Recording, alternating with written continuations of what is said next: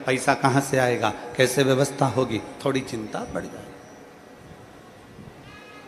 शादी करना है, थोड़ी चिंता बढ़ जाए। व्यापार करना है, थोड़ी चिंता बढ़ जाए। ऐसा नहीं कि चिंता नहीं बढ़ेगी। कोई फैक्ट्री खोलना है, कोई कार्य करना है, बच्चों को स्कूल भेजना है, शादी विवाह करना है, कोई आधिकाधिक कार्य करना है, कोई राजनीतिक समीकरण करना है, तो भी चिंता बढ़ती है। चिंता बढ़ती है। और ये चिंता केवल तुम्हारे को नहीं है, केवल ये चिंता संसार के लोगों को ही नहीं है, ये चिंता केवल मनुष्य को ही नहीं है। शिव महापुराण की कथा अपनी आनंदमय भाव में व्यास जी महाराज वर्णन करते हैं कि ये चिंता देवताओं को भी है। ये चिंता नाग और किन्नर, गंधर्व, अप्सरा, सबको चिंता रहती है।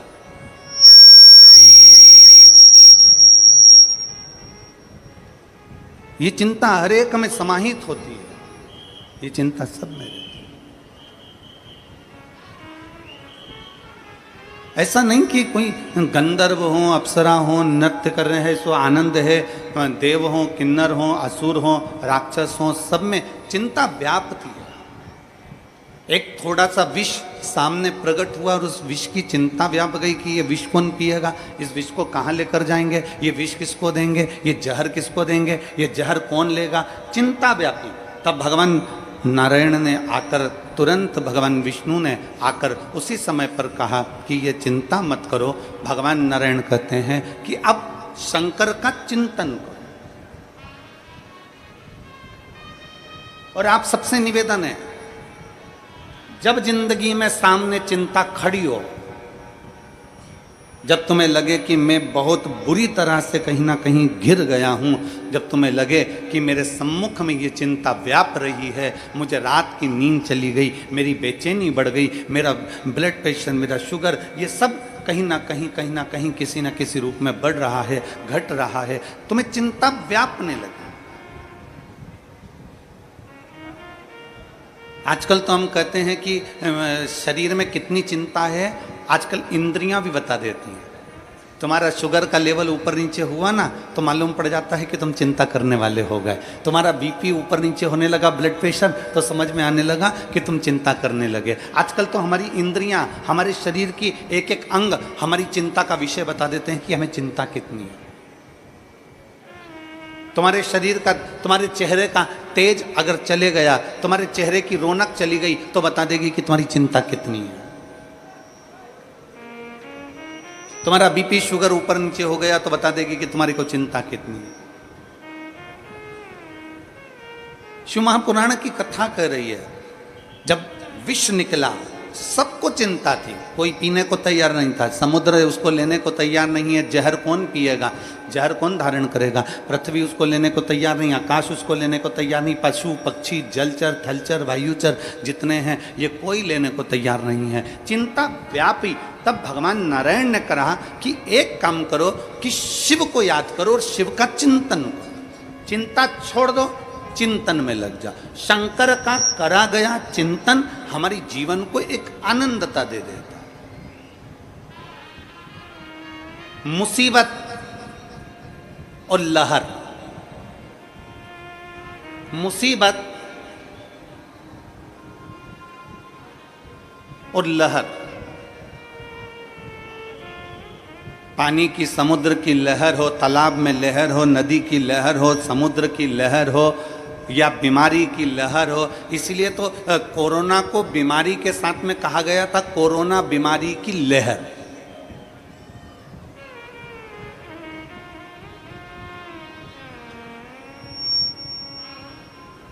जब कोई बड़ी बीमारी आती है तो कह देते इसकी लहर चल रही है। लहर का मतलब क्या होता है?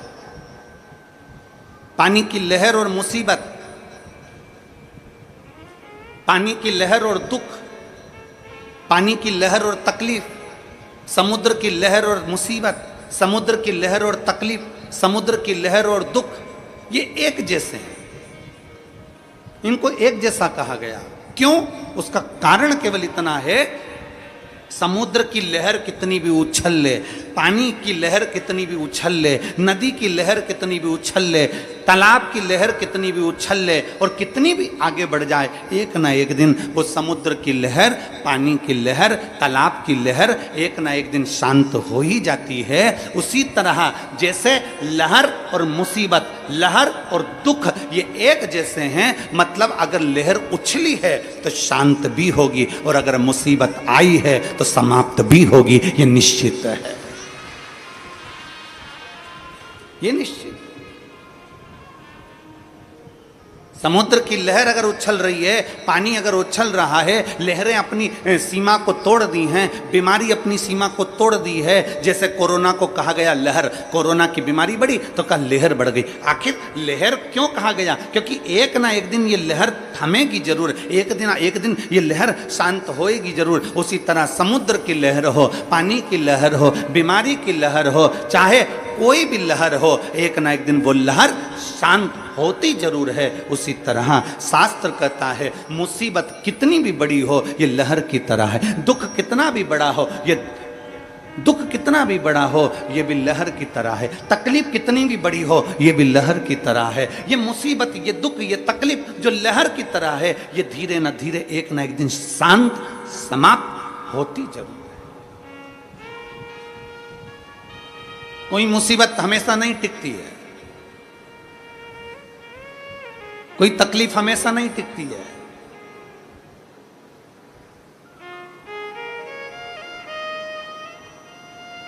कोई मुसीबत, कोई तकलीफ, कोई कष्ट हमेशा नहीं रहता है, हमेशा नहीं रहता। एक ना एक दिन ये समाप्त होता चल जाए। भगवान देवताओं ने मिलकर, सभी देवों ने मिलकर कह दिया, भगवान नारायण ने सारे देवताओं से, सारे नागों से, किन्नर से, गंधर्व से, असुर से, पक्षियों से, पशुओं से, देवताओं से, सबसे कह दिया, सुर असुर सबसे कह दिया, चिंता ना करो, शंकर का चिंतन करो। अब जरा विचार करिएगा कि एक तरफ पूंछ पकड़ी गई है वासुकी नाग की, ये थोड़ा ऊंचा करिए, वासुकी नाग की एक तरफ पूंछ पकड़ी गई है, दूसरी तरफ मुख पकड़ा गया। एक तरफ पूंछ पकड़ी गई है, एक तरफ मुख पकड़ा गया, खींच रहे हैं उसको। अब शिव जी का चिंतन कैसे होगा? अब भगवान शंकर का चिंतन कैसे हो? जरा विचार करिएगा, चिंतन हो तो फिर हो कैसे?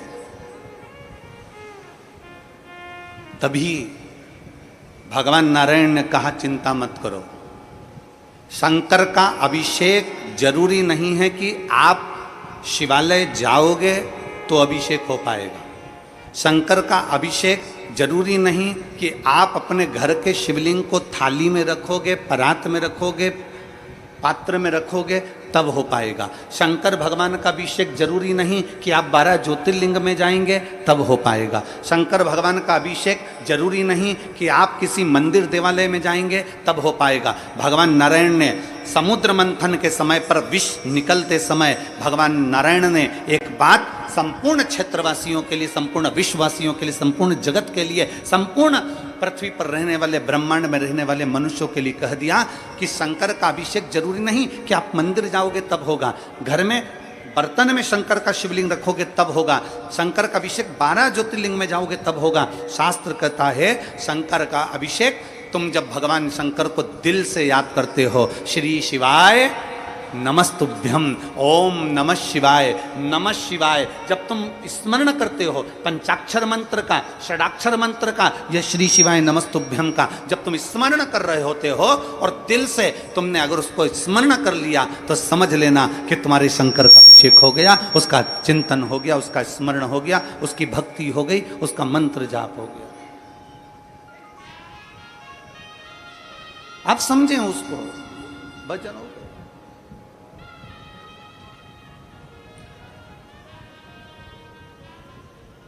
आप में से कितने लोग हैं जो भगवान के मंदिर में प्रसाद लेकर जाते हैं? जल्दी से हाथ उठाओ। अरे उठाओ तो सही, कभी तो ले गए होगे, कोई से तो मंदिर में ले गए होगे, कोई से तो देवता क्या ले गए होगे। ले गए थे ना, हम भी ले गए थे, ठीक है, तुम ले गए थे तो हम भी ले गए थे, हम कोई अलग से तो पैदा हुए नहीं है? तुम ले गए थे तो हम भी ले गए थे।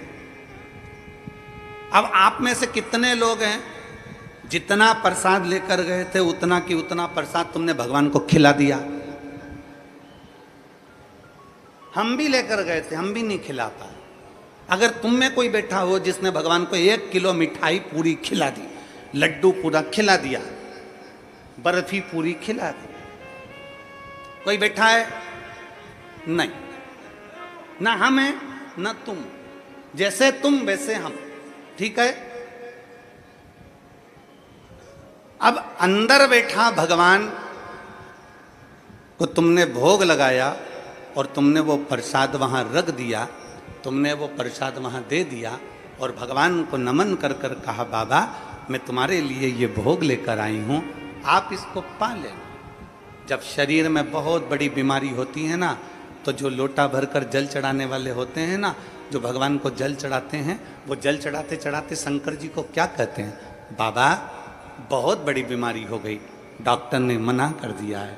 बाबा डॉक्टर कहता है कि ये किडनी नहीं चलेगी, ये लीवर नहीं चलेगा, बाबा मेरा थायराइड बढ़ गया, बाबा मेरी शुगर बढ़ गई, बाबा मेरा ब्लड प्रेशर गड़बड़ हो रहा है, बाबा मेरी आंखों की रोशनी चली गई, बाबा बहुत तकलीफ में हूँ। तब हम जब भगवान शंकर को जल चढ़ाते हैं ना, उस समय बाबा से ही कहते जाते हैं और बाबा से आखिरी में जल चढ़ाकर फिर कहते हैं, बाबा मैंने जो जल समर्पित करा है ना बाबा, इसको अमृत कर दीजिए। मैंने सुना है आपकी जटा में गंगा है और गंगा अमृत का काम करती है। मैंने सुना है आपकी जटा में चंद्र है, चंद्र अमृत का काम करता है। बाबा मैंने सुना है आपके मस्तक पर सूर्य है, सूर्य अमृत का काम करता है। बाबा आपके पूरी शरीर में 33 कोटि देवता विराजमान है। बाबा जब मैं जल चढ़ाऊं ना तो इसको अमृत कर दीजिए और मेरे रोग को आपका जल का आचमन करते से ही मेरे रोग समाप्त कर दीजिए। शिव रोग को समाप्त कर दो।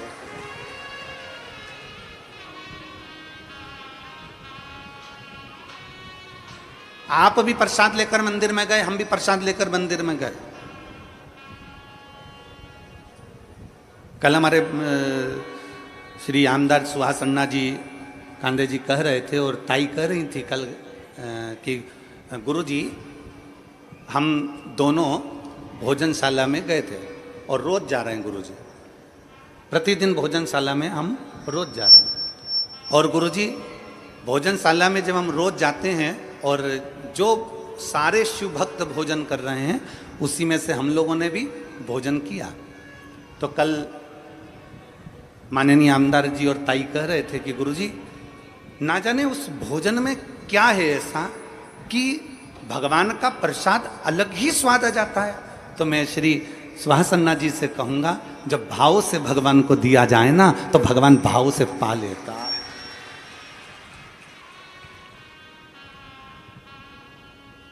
भाव से अगर भगवान को दिया जाए तो भाव से पा लेता है।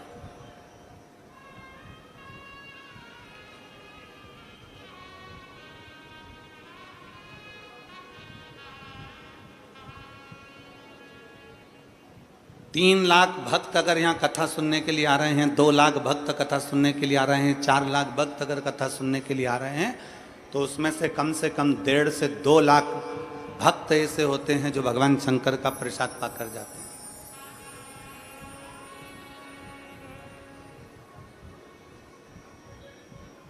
प्रेमवश आपने भी भोग लगाया भगवान को, हमने भी भोग लगाया भगवान को, पर भगवान ने 1 किलो लड्डू नहीं खाए, भगवान ने पेड़ा नहीं खाया, भगवान ने कुछ नहीं खाया, कुछ नहीं।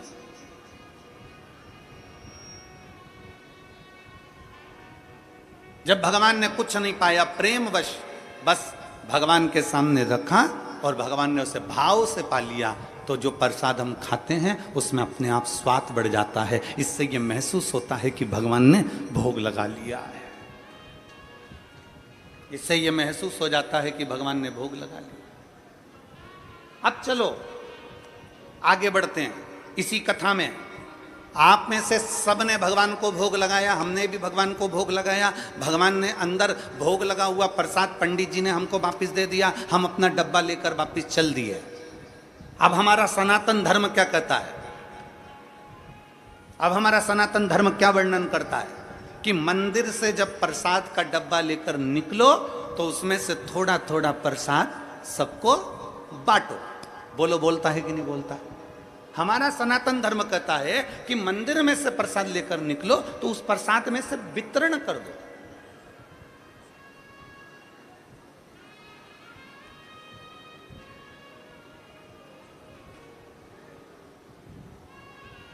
अन्ना जी, आपको कल के लिए एक धन्यवाद। कल एक दीदी यहाँ पर व्हील चेयर पे आई थी। हमारा ऐसा नियम है कि व्यासपीठ से हम जब तक बैठे हैं तब तक हम बेलपत्र देते हैं, उसके बाद हम यहाँ से उतरने के बाद हम बेलपत्र उठाते भी नहीं और देते भी नहीं। हमारा नियम है ये, जब तक हम बैठे हैं तब तक बेलपत्र देते हैं।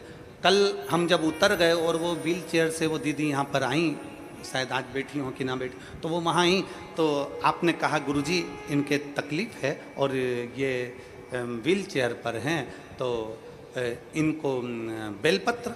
अब हमारे मन में आया कि हम बेलपत्र कहाँ से लाएं, कैसे दें। तो अन्ना जी आपको साधुवाद है उसके लिए, आपने अपनी जेब में से आपकी जो बेलपत्र थी वो निकाल कर दे दी और कहा ये बेलपत्र इनको दे दो गुरुजी, इनको जरूरत है। उसकी साधुता है आप। इससे ये मालूम पड़ता है कि हम सबके लिए हैं, हम सर्वस्वता के लिए बेटे, हम सर्वस्वता के।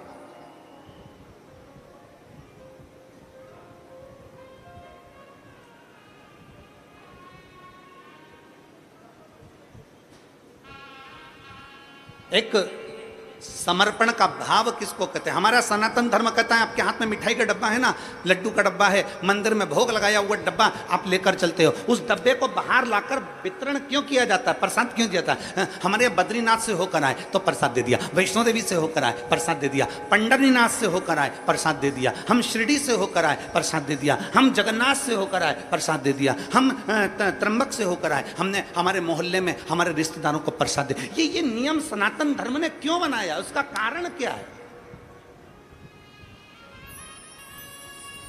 सनातन धर्म में ये नियम क्यों बना कि आप मंदिर से आओ तो प्रसाद दो?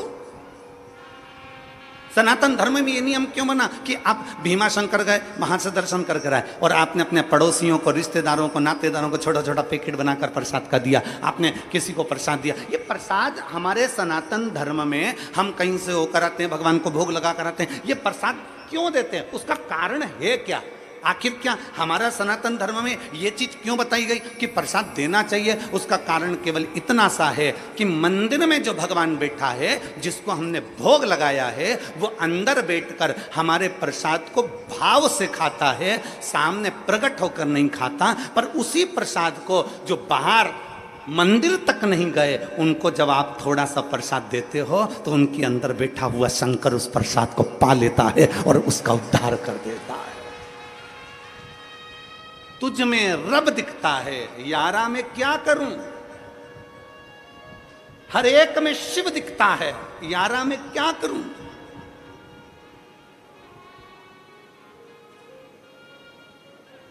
हर एक में शिव है।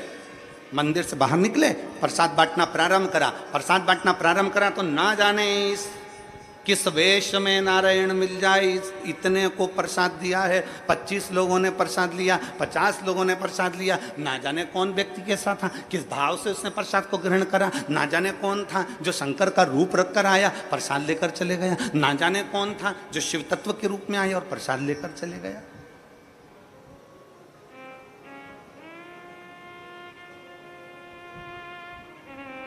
शिव महापुराण की 7 दिन की अगर कथा होती है या 5 दिन की कथा होती है तो 5 दिन की कथा में 4 दिन जो व्यासपीठ की बेलपत्र रहती है वो औषधि की रहती है। 7 दिन की जो कथा होती है उसमें 6 दिन की बेलपत्र औषधि की रहती है। शुगर हो, बीपी हो, थायराइड हो, पैर, कमर, घुटना, आँख, सिर, ब्रेन, कोई ट्यूमर, कोई कुछ जो तकलीफ रहती है, 6 दिन की जो बेलपत्र है वो औषधि का काम कर जाती है। 7वें दिन की बेलपत्र को खाया नहीं जाता, 7वें दिन की बेलपत्र को केवल लाल वस्त्र में उसको लपेट कर अपने घर में उसको रख लिया जाता। 5 दिन की कथा है तो 4 दिन की बेलपत्र औषधि का कार्य करती है, 5वें दिन की बेलपत्र केवल बरकत का, लक्ष्मी का कार्य करती है, भंडार का कार्य करती है।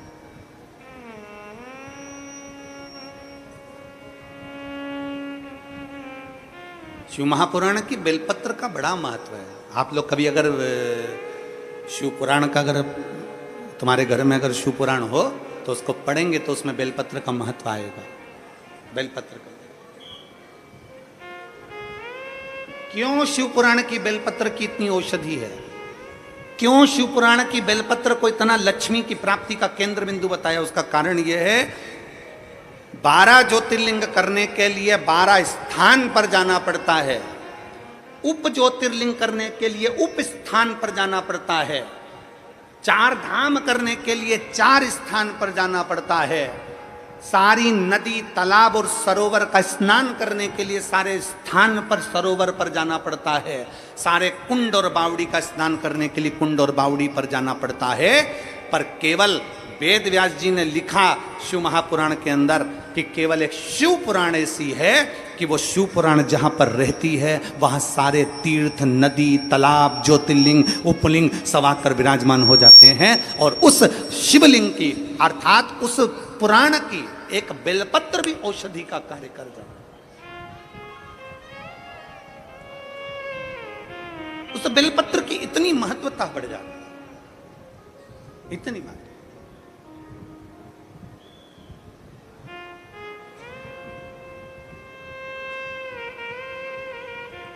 आज पूरे महाराष्ट्र का गौरव का विषय है।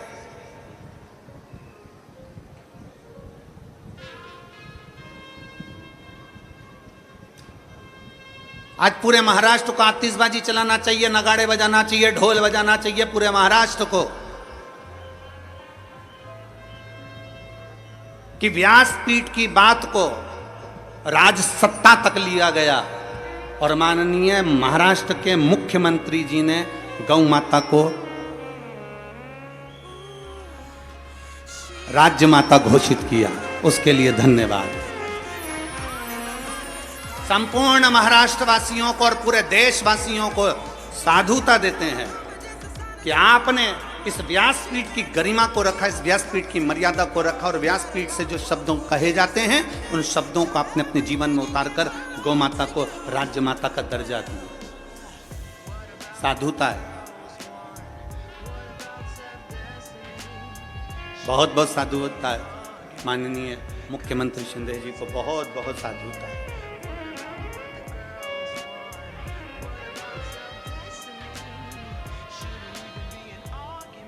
और मैं 1008 जगत गुरु शंकराचार्य श्री अभिमुक्तेश्वर आनंद महाराज जी को भी धन्यवाद देता हूँ और साथ में गोपाल मणि जी को भी धन्यवाद देता हूँ। साथ में श्री राजेंद्र दास महाराज जी को 1008 संत शिरोमणि श्री राजेंद्र दास महाराज जी को भी साधुवाद देता हूँ और सारी व्यासपीठों को साधुवाद देता हूँ जिन्होंने गौ माता के लिए बहुत कुछ बोला और आज महाराष्ट्र की सरकार ने गौ माता को राज्य माता घोषित करा, उसके लिए साधुता है।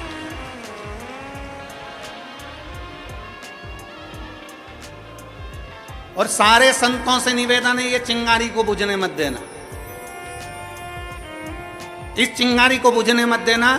जो महाराष्ट्र में चिंगारी लगी है कि गौ माता को राज्य माता करा गया है, वो चिंगारी बुझने मत देना। वो अग्नि का काम करेगी और एक दिन गौ माता राष्ट्र माता बनकर रहेगी, ये निश्चितता है। चिंगारी बुझने ना देना।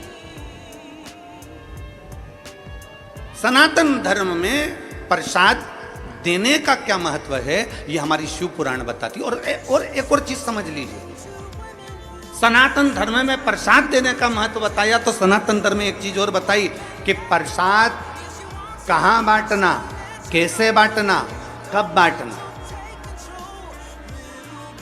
यह भी वर्णन किया गया। अपना और पराये का भेद ना करा जाए तो प्रसाद का वितरण किया जाए। कितना सुंदर कहा, जरा उठाइए हमारे शास्त्रों को। अब हम आपसे एक प्रश्न कर रहे हैं जो हम पहले बोल चुके हैं, वो आज फिर बोल। सबसे ज्यादा नरक में कौन गिरता है? आज बहुत पहले बोली थी कथा ये वाली, आज स्मरण में आ गई तो बोल रहे सबसे ज्यादा नरक में कौन गिरता है? तो का प्रसाद बांटने वाला गिरता है। प्रसाद बांटने वाला गिरता है तो प्रसाद बांटने वाला नरक में क्यों गिरेगा? तो शिव महापुराण में वेद व्यास जी वर्णन करते हैं प्रसाद हमेशा धर्म की जगह पर बढ़ता है, अच्छी जगह पर बैठता है, मंदिर, देवालय, गुरु, परमात्मा की साक्षी में बैठता है, परमात्मा कभी गलत जगह, कोई डिस्को में, कोई डीजे में प्रसाद नहीं बैठता, प्रसाद हमेशा अच्छी जगह बैठता है। तो प्रसाद बांटने वाला नरक में क्यों चले जाता है? उसका कारण है, प्रसाद बांटने वाला जब खड़ा होता है, प्रसाद बांटता है, दरवाजे पर खड़े होकर जब प्रसाद देता है, अपना वाला आया और पराया आया, अपना आया तो हाथ ऐसा हो जाता है और पराया आया तो हाथ छोटा हो जाता है, तो वो व्यक्ति नरक चले जाता है। प्रसाद बांटने वाले को चाहिए कि प्रसाद की गरिमा क्या कहते हैं, प्रसाद की गरिमा।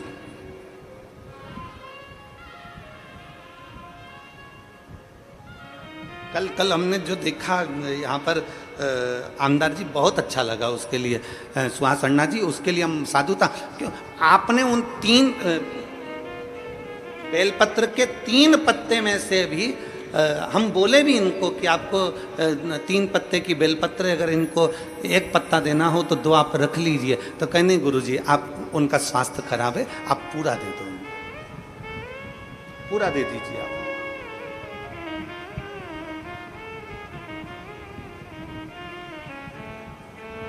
ये निर्मल भाव होता है, ये निर्मल स्वभाव होता है, आप दे दो। सरलता का भाव अपने भीतर लेकर आओ, सहजता का भाव अपने भीतर लेकर आओ।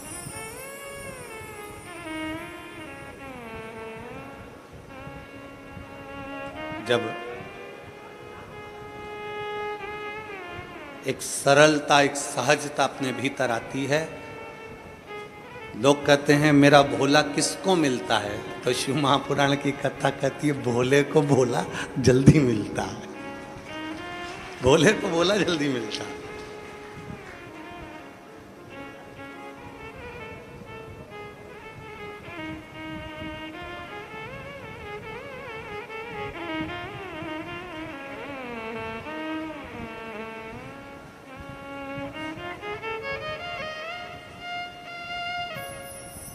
भगवान शिव की कथा कर रही है, चिंतन कर, चिंतन करो, चिंतन। असुर सांप को पकड़े हुए हैं, देवता सर्प को पकड़े हुए हैं, और वो कह रहे हैं कि हम शंकर का चिंतन कैसे करें। कौन कहता है कि अपना घर छोड़ोगे तो चिंतन होगा? कौन कहता है अपनी दुकान छोड़ोगे तो भगवान का चिंतन होता है? कौन कहता है कि आप अपना काम कारोबार छोड़ दो और बाबा बन जाओ तो भगवान का चिंतन होता है? शिव महापुराण कभी नहीं कहती कि भगवान का चिंतन घर छोड़कर होता है। सारे ऋषि घर छोड़े होंगे, संत घर छोड़े होंगे, पर मेरा भोलेनाथ अपना घर कभी नहीं छोड़ा। वो कैलाश पे रहता था, अपने पत्नी, बच्चे, परिवार सब के साथ रहता था। मेरा भोलेनाथ, उनके बच्चे गणेश जी, कार्तिकेय, उनके गणेश जी के धर्मपत्नी 2 रिद्धि सिद्धि, उनके बच्चे शुभ लाभ, फिर उनके बच्चे अमोद प्रमोद।